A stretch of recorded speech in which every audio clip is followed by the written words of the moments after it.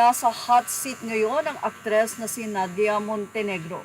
This time, hindi sa anumang problema, baha, hindi sa anumang problema about sa kanyang nakaraan, kundi sa problema hinggil sa di umano ay bisyo nito.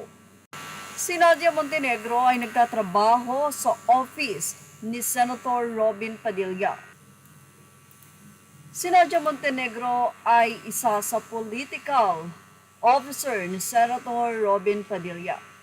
Ayon sa marami, ay tila gumagamit daw ng marijuana o naninigarilyo itong si Nadia Montenegro sa loob ng Senado.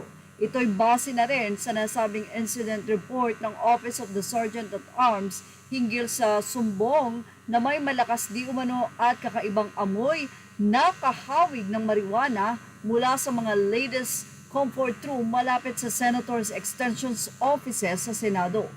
Mananatili namang bukas ang ilang mga artikulo sa nasabi nga pong sagot ni Nadia Montenegro dahil up to now ay tila tahimik pa rin ang former actress sa nasabi nga pong issue na tinanggi naman din na nito na siya ay hindi gumagamit ng anumang katulad ng marijuana pero tila inamin naman ito na siya ay nag-vape.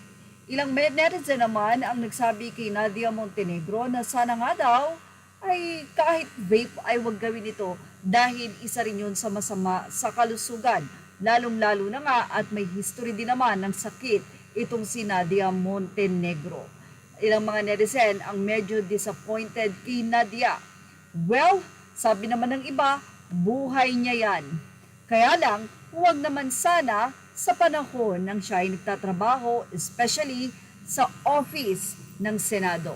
Well, ano masasabi nyo about sa ating update na ito? Ilagay na ang inyong opinion sa ating comment section. Mukhang tahimik naman si Senator Robin Padilla sa nasabing issue na ito ng kanyang staff na si Nadia Montenegro. Ang inyo pong komento ay mahalaga sa amin. Sa palagay niyo po ba ay nagsasabi ng totoo itong si Nadia? Maraming nagsabi na kung nagbe-vape si Nadia ay may mga uri nga daw ito ng flavor. Kaya naman maaaring nagsasabi ng katotohanan. Pero ganun pa man, dapat hindi ito ginagawa sa loob ng Senate office. Lalong-lalo na kung ikaw ay nagtatrabaho rito. Well, yan ang ating Show the Snap update.